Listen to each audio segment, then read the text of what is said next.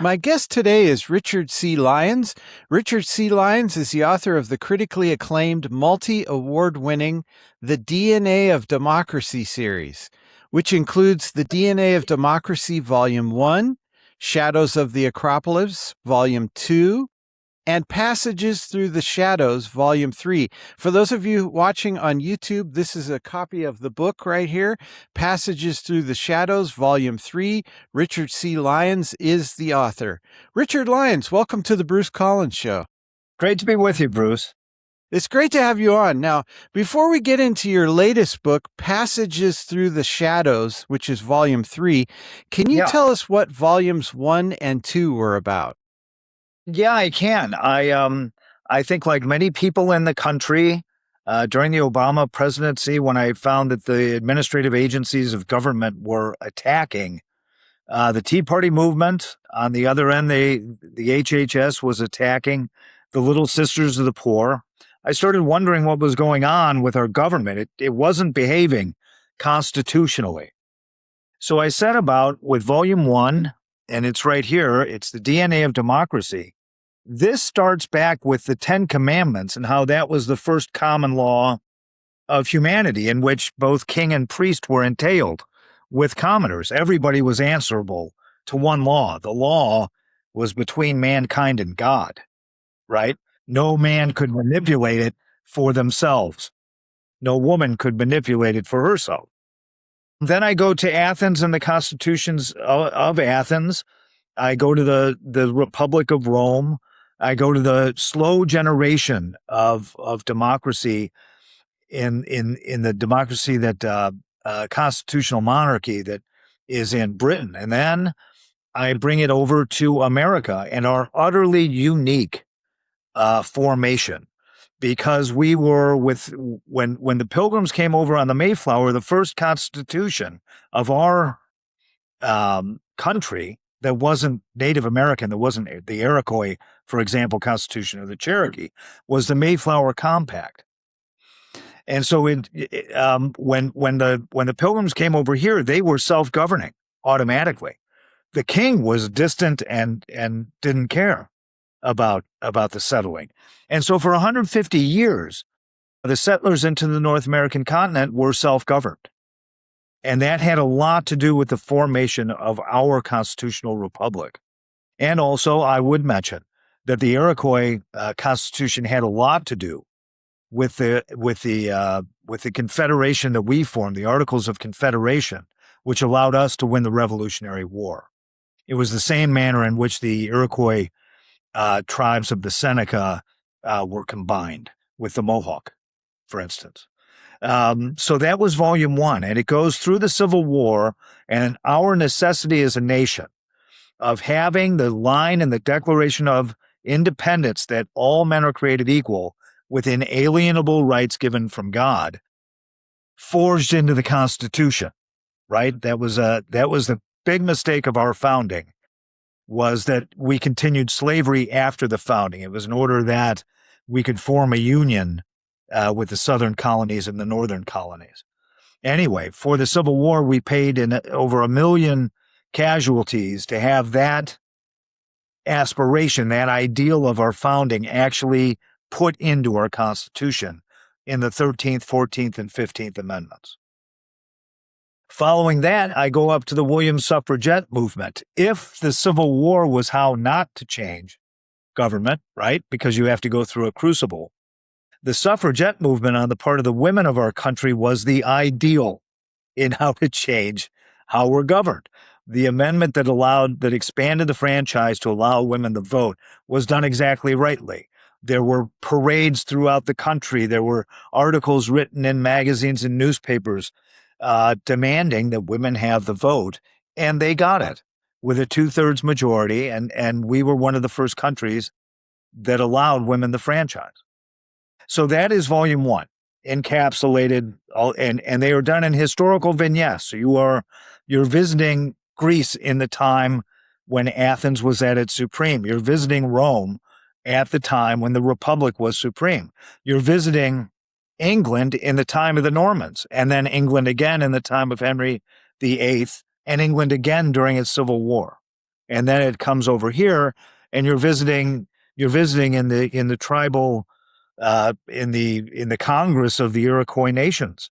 There's a little spot on that, and then visits the different occasions in the Revolution, which really detail the difference between tyranny and liberty, the difference between a tyrant and heroes who want to create freedom in their own land.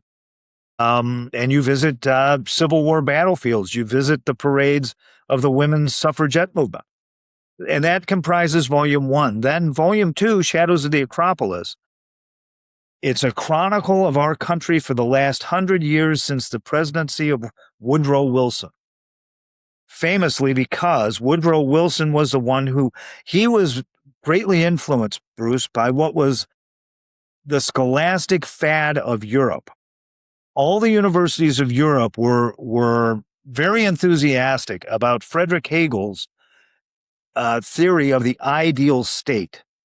And in that theory, individuals give up their rights and the state holds all rights, waiting for the ideal leader to lead the whole population to voting for one kind of government, right?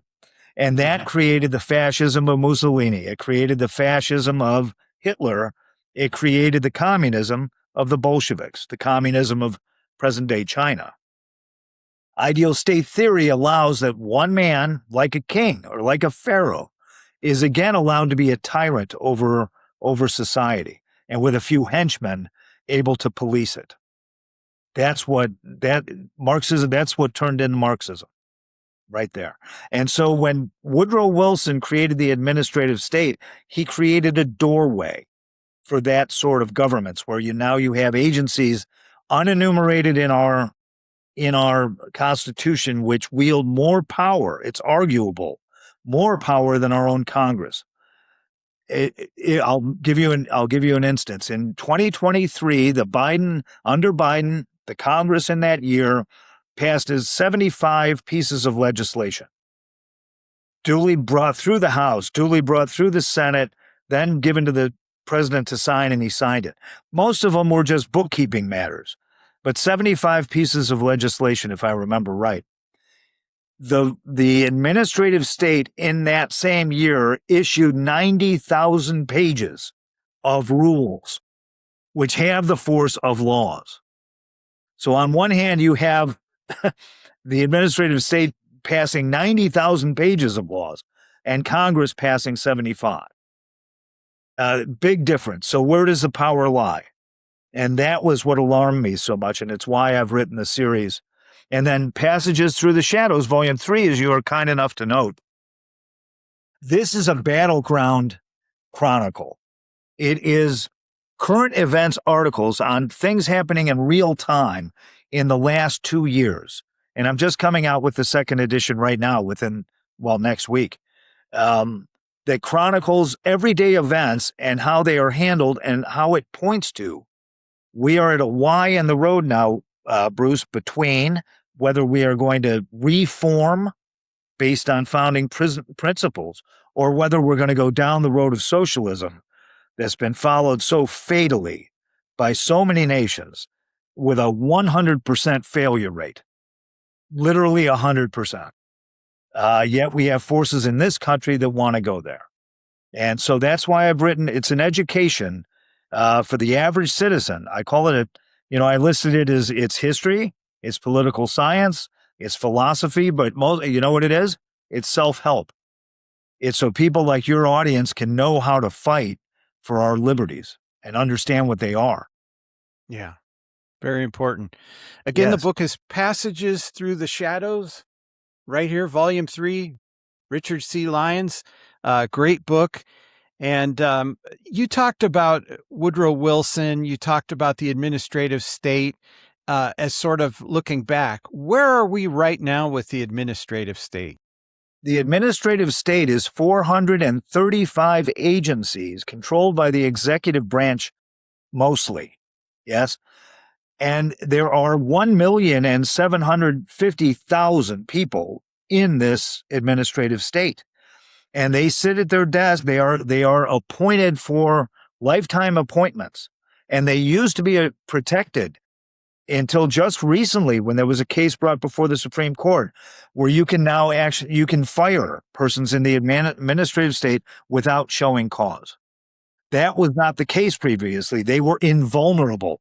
They had virtually appointments for life, and they could take any piece of legislation Congress had passed previously, going back however many years, and they could fudge the vague language in a law and create rules through the vagueness so that they could create rules on their own. For example, with the Clean Water Act, the EPA challenged a Wyoming rancher because he merely wanted to build a pond adjacent to his house for his ducks and chickens and so forth, right? A water hole, which any rancher, for his horses, you need water. Well, it was 230 miles away from a river. And the EPA cited that river, saying this was a contiguous piece of water and could not be allowed because it might foul the river 230 miles away. That is the power that the EPA claimed based on the Clean Water Act, written that was a good act, but it was for navigable waterways. It was for like the Great Lakes, not for a pond on a rancher's property. But what the books show, the whole series shows, is that when you offer people a little power, they take it to the max. And the problem with our administrative state is they do not abide Congress, in fact. They write their own rules based on the vagueness of old law. I think that's a great way to put it. They're assuming power they were never given. Yeah. Now, from a personal perspective, I'm a Christian, and we know through Christianity that sin often creates addiction. And Yes. you have a chapter called What Were Once Vices Are Now Habits, where you Yes. talk about government intervention in the free enterprise system. Can you touch on this? Absolutely. This goes back to FDR, and it goes to power itself, Bruce, in that whenever there's an emergency in a society, right, government tends to take over. Look, we're going to help everybody. We're going to make this right. And what happens is FDR, in literally with agent, he took the administrative state that Woodrow Wilson created and metastasized it throughout the economy, claiming more and more power nationally. I mean, states' rights had nothing to do with it. But he took the occasion of the emergency of the Depression and took control of the economy, most notably with the Tennessee Valley Authority, right? Which what was the name of the company? They wiped out all the independent energy companies that were growing at the time and creating energy at no cost to the taxpayer. He created a quasi-government controlled TVA that now we're still paying for it in taxes, and they're still paying for it in higher consumer prices throughout the southeast of the country because he invaded the economy. Now, once he did that, it became a habit. It was a vice that was allowed because of the emergency, but it became a habit over time until now we are at a place, and you can see it right now, Bruce, because the left is constantly shouting about unaffordability. And where do they claim there's unaffordability? It's in healthcare. They control half the healthcare in the country through Medicare and Medicaid. That's a government solution, right? The housing industry. They created Freddie and Fannie Mac to help with the housing so that it would be affordable. What has become is unaffordable because it's controlled by government. Whenever you guarantee money from government, things get more expensive. Taxes go up. The latest bit of unaffordability is a college education. When the Obama administration took over the financing of higher education throughout the country, in other words, you have to go to the government for 100% of the financing of higher education. Right at that time, prices went up minimum 25% for every tuition in the country. In a lot of cases, it doubled. And the housing is doubled. And the taxes for that agency within the federal government is higher. So now nobody can afford a college education without going to government to get it. Can I jump in there here for a second? The ironic thing is then the liberals, the socialists come in with a solution. Pay for everybody's student loan. Yes, exactly. Now, and Biden tried to do that and that's where you're getting off our constitutional moorings again. It was a famous case. Biden tried to do that from the executive branch to shift how much was it? Was it $500 million? A massive amount of money. No, it was $500 billion, I think, wasn't it? Shifted from persons who sign loan documents, right? You're entering into a contract to pay that back, right? He's trying to shift it through the executive branch to the taxpayer. Only Congress can raise taxes. Only Congress can appropriate funds, not the executive branch. And yet they were so hell-bent on doing it that they attempted it during, I don't even know if Biden was aware his administration was doing it because he was so befuddled at the time. But yeah, this is where we're at now. We don't follow first of all, the left has no respect for the Constitution. We're not following normal process. It's arguable that the way the whole ACA the Affordable Care Act was passed was not constitutional. There's a lot going on these days that do not have to do with the ideals of our founding. Mm-hmm. Ironically, with the student loan debt situation where they want to pay that off, it almost always penalizes the person who, quote unquote, lived right, that maybe became an entrepreneur after high school and didn't go to college or paid along the way. I mean, how do you reward these people then? How ironic is that? You're paying for higher education for people who, usually stay in education or they stay in government, right? They stay on campus, which is this idyllic part of our country. When you're on a college campus, life's pretty good. You're not a plumber. You're not out there framing houses. You're on tenure, which is pretty sweet. Yeah, exactly. Yeah. But yet the plumbers and electricians are going to pay for your education. That's smart. Of other people's families. Right.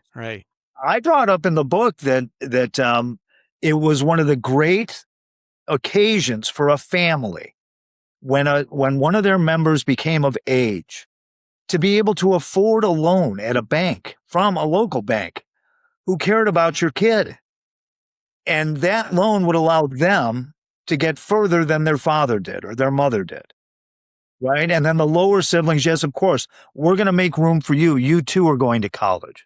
If you're a second or third or the second born daughter, whatever, we're going to make sure you have the same opportunities your brother did. That was a great family prerogative.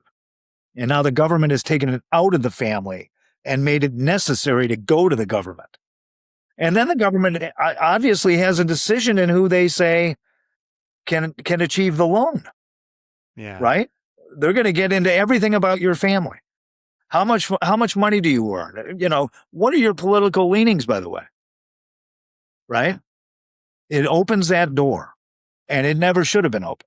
Business government should have utterly nothing to do with education, and it now has everything to do with it. Yeah. Now, to be balanced, I voted for Donald Trump. I've been a supporter of his. I was also a supporter. Down here's a picture of Ron Paul. I loved Ron Paul also. I like. So just to be balanced and fair, what do you make of Donald Trump? He's done a lot of good in office. The immigration situation needed to be addressed. But what did you make of his deal with Intel? I think it's awful. I think once you do that as a government, you're telling every other person who has an idea in that realm, every other entrepreneur, forget it. You will never win. If the government is with a company, right, You cannot beat them. They can regulate you out of the business. They can sue you out of the business. And they not only have my money and your money, they have the competitor's money. They tax the competitor and then put that money to work to get him out of business. I mean, it's very ironic, but that when the government comes after you, this is the problem, Bruce, with how at least during the Biden administration, during Obama's, when they come after you for your politics, you don't have any place to hide because they have a limitless resource of money and unlimited resources of being able to bring lawsuit after lawsuit after lawsuit. And they'll end up bankrupting you. That is the problem with this spurious lawfare that they've been afflicting parts of our citizenry with. Yeah. Now, again, I want to remind the listeners and the viewers that we're speaking with Richard C. Lyons. He's the author of Volume 3 of the DNA of Democracy series, Passages Through the Shadows. Great book. You want to pick it up? It's available on Amazon and wherever else fine books are sold. Now, you wrote in Passages Through the Shadows that Biden's Inflation Reduction Act is a socialist Trojan horse. Yes. Which seems, Trojan horse seems to be pertinent as the Odyssey just came out. Yes, that's right. That's right. So tell us about that. Okay. The reason I wrote it was that they fashioned something called the climate bill, which had all of the green energy initiatives entailed in it. It was one of those massive bills, Bruce, that has 1,000 laws written into it, 1,000 appropriations. But what it was trying to do was shift power from the fossil fuels industry back to government through green energy, and to allow the government to fund its friends and associates who are in startups like Solyndra, right?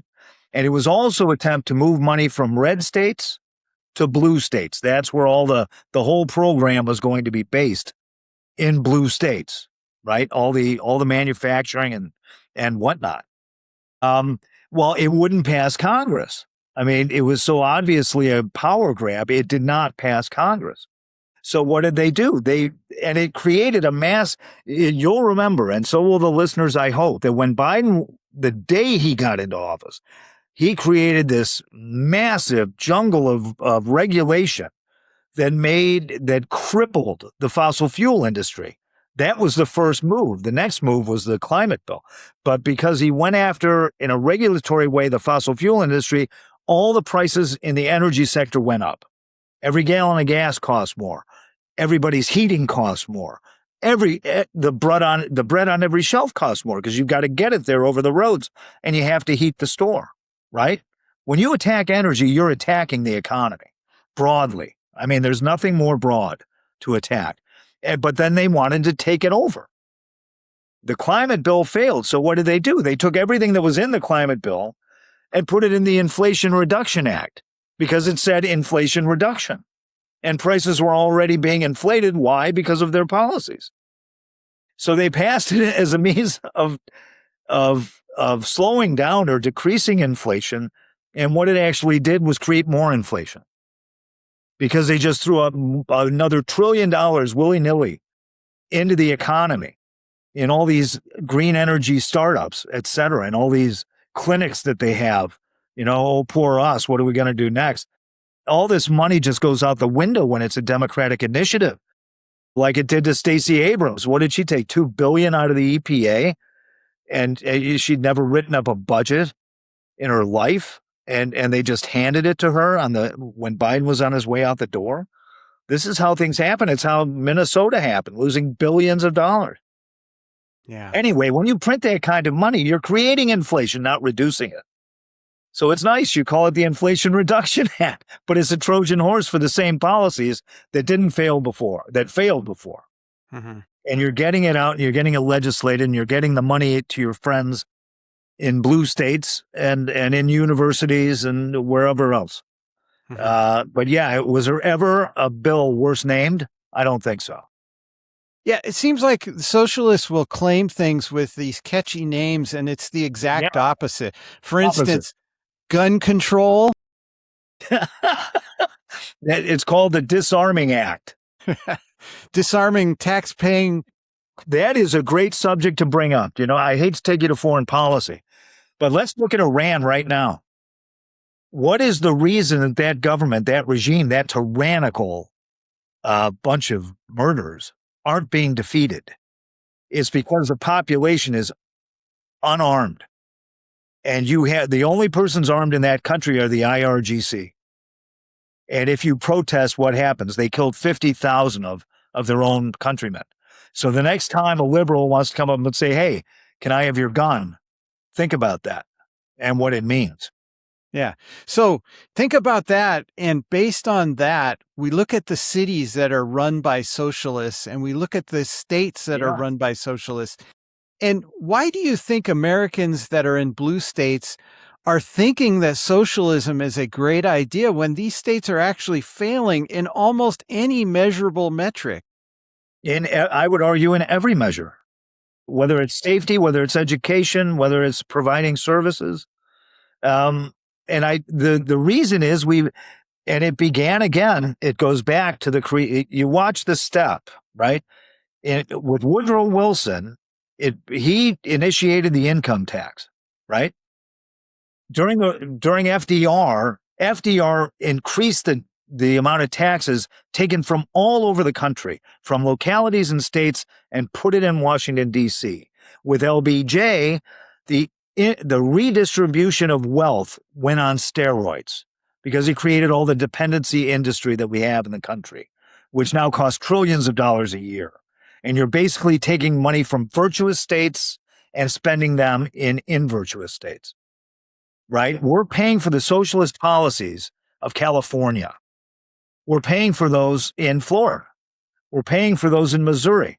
We're paying for the socialist policies of Mamdani and Hochul in New York with the money earned in Kansas and Nebraska and Iowa, right? It covers over the cancer of socialism like you're covering like a scab, right? You're not curing it. You're just bandaging it. And what has to happen, Bruce, and I hope you and your listeners will agree, we have to stop as much as we can funding blue states and cities that are sanctuary states and cities. We should stop funding them and make them pay for their own policies so that the voters in those cities and states don't just go to the D on the ballot. Oh, yeah, I voted this way my whole life. This is a different party now. It is. And with different outcomes than our grandparents had. This is dangerous stuff we're in. Yeah, absolutely. I mean, it's so funny because when I grew up, when I was a teenager, I was a supporter of Ronald Reagan, and I remember people using that term Nazi. Literally, in the Democratic Party now, we have anti-Semites. Yes, anti-Semites. That they literally, there are some persons that just won in Democrat primaries that celebrated the October 7 of 23 massacre in Israel, the worst massacre since Nazi Germany of Jews, and they're celebrating it. And I hope, and there you go, I hope the funding from the Jewish community to the Democrat Party dries up to a drip. Just dry it up, because that has been a main contribution center for the Democrat Party. The problem is people, they just vote by habit. They donate by habit. My grandfather did it. Well, it's not your grandfather's Democrat Party. You have to notice things change. Yeah. And that involves thinking for yourself, because the machine that is in place, I don't know what year or how conservatives gave up the high ground, but nowadays we look at media and it's propagandized. We look at liberal education, liberal corporations. I just left the Bay Area for Arizona. I worked for a semiconductor company where the Christians had to meet in secret in a meeting room at lunchtime, but all the other woke groups were celebrated. So, and I remember I actually, You can't avoid it. You cannot yeah. avoid. They won't leave you anywhere to go. How can You're exactly right. how can this be fought then if we don't have the high ground on the media, education, and a lot of the companies that tell their employees how to think? How do we fight this? I I I'm I think right now you're going to have a civil war in the Democrat Party as to whether we used to exist. You remember you were talking about when we were young and the Reagan was in office. I would go back before LBJ to say that during the Kennedy administration, we had a lot of common ground between the Republican Party and the Democrat Party. Everything between the 30-yard lines on the football field of government, we agreed on. And one was constitutional process. The other was common law. You can't have uncommon law. You can't have sanctuary cities. You can't have Sharia law in some parts of America. It's one law. That's the virtue of it. It's common law. We used to agree that the free enterprise system was a good thing, right? You want to keep taxes reasonable. No longer. We used to believe in property rights. In common, we believed in that. Now, I don't think so. Mamdani wants to he wants to go after every landlord he doesn't particularly like. How do you think he's going to figure out who he likes and who he doesn't? How did you vote? Right? Are you Jewish? Is that grocery store yours and you're Jewish? Well, wait, that isn't right. This is where they're heading. They've gone from common ground to battlegrounds. That's why this volume 3. It's a chronicle of the battlegrounds. They used to be common grounds. Yeah. And it's very evident that you've got this fight now, and it's going to happen in the Democratic Party. And I think that what used to be the Obama wing, which Kennedy himself would have had nothing to do with Obama. Right. But the Obama wing itself is now on the run because these guys are so far left of that, right? They want to redo the Constitution. All right. So who's going to prevail in the Democratic Party? The problem is, even if the Obama Democrats prevail, the center of gravity has already shifted to the socialist end of that party. So then it will be a battle between whatever monster the Democrat Party becomes and the conservatives. Now, the Republican Party has gone from being a rhino party wanting common ground to being based more in Constitution, more on our founding, which is a good thing. So you have one party is going away from the Constitution. The other party is being more conservative, going back to conserve the Constitution. So that'll be the battle in 28 and in the midterms too. One thing I think that could help actually is this idea that maybe finally we're going to get some prosecutions based on Trump's speech. We had the Biden crime family. We all knew what was going on, and there was no prosecution of it. Declassified documents today show that Obama administration and Hillary Clinton, who was in the Obama administration, orchestrated the Russia collusion hoax. Yes. I mean, these are prosecutable offenses. These are crimes. It's a conspiracy. Yeah. It's a coup. It's a coup attempt. And if Donald Trump, I argue this, Bruce, if Donald Trump did not have the financial wherewithal, he would have been out of office. He would not have survived his first term unless he had the rights of property are that important. If he did not have the wherewithal to withstand the constant persecutions that continue today in the media and, he would not have survived his first term. Yeah, so I'm hoping that something comes of that finally. Talk about emergency powers. That seems to be a popular topic these days. Do emergency powers, whether they're for war or pandemics, we had the COVID hoax, the craziness, not necessarily a hoax, it did actually happen, but we also have economic crisis where the government says we need emergency powers. Do these Yes. pose the greatest long-term threat to constitutional government? Well, think about the history of it. FDR had the Depression and took massive control of the economy and created actually Bruce's second depression in 1938 nobody talks about. And the only reason that was healed was because we had the war machine of World War II. Then you had the LBJ administration, and they claimed there was an emergency of poverty in the country, and they went through the media with it. Famously, the president has to make an economic report every year they're in office. Kennedy's last economic report mentioned poverty 3 times and talked about Appalachia.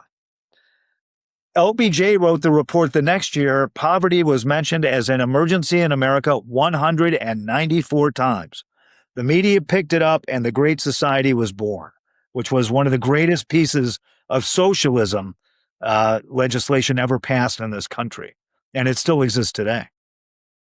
During what was it? Yes, climate crisis. It's an emergency, Bruce. We have to do the green energy bill. We have to do the climate bill. We have to save ourselves from being incinerated in 50 years. Governments always claim it's an emergency. It's what gets them more power. It's what gets them more power. They grab more of the economy, more and more of the economy. And wealth equates to power. The more money you have, the more power you have. The more government brings into itself, the more it expresses it in power throughout the country. This has been an excellent conversation, which is preceded by an excellent book. In fact, the whole DNA of Democracy series is great. This is volume 3, which is the latest book, Passages Through the Shadows by Richard C. Lyons. Last question, Richard. In closing, what's the one big thought you would want our listeners to know about the DNA of Democracy series? And also, is there going to be a volume 4 we should look for? Yes. Yes. Let me try and encapsulate this. The problem with tyranny is eternal. It goes back to the pharaohs of Egypt. Yeah. It's constant in the history of humankind. It exists today. It exists in the socialism in the Democrat Party. It exists in the bureaucracy in Brussels in Europe, and it exists in China, right? The same tyranny. Liberty can also be eternal, but you need to know what it means. You need to know what it takes. You need to know why our Constitution is the way it is as a constitutional republic. And this is a great self-help for anybody interested in defending our nation, and everybody has to. Because unless everybody knows our common liberty, our liberty is in danger. So that's the point of the series. Anybody who wants to know more about the series can go to thednaofdemocracy.com. And there, because of the 250th anniversary, they can download audio or digital of the first volume of the series. That's the education in how and why we were born, how and why America is the way it is. I recommend it to everybody. I've made it free. So any of your listeners can download it like that. And then volume 4 will be out it'll be out in time for the 28 election, because it has to do with what I call the undiscovered country, what our country could be if we reformed ourselves based on founding principles and adapt for present day. Excellent. So for more information, go to thednaofdemocracy.com. The latest book by Richard C. Lyons is Passages Through the Shadows. Richard, this has been great, and I hope maybe in the meantime I can have you back sometime and we could circle back around to your first 2 books, if that would be okay. Oh, anytime. I've loved it, Bruce. I appreciate your show. We really need to get everybody educated, because we don't have the universities doing that, do we? They're teaching socialism. Exactly. That's what they're doing. Yeah. Wrap, falafelites. This has been a Bad Yodeler production. Good night.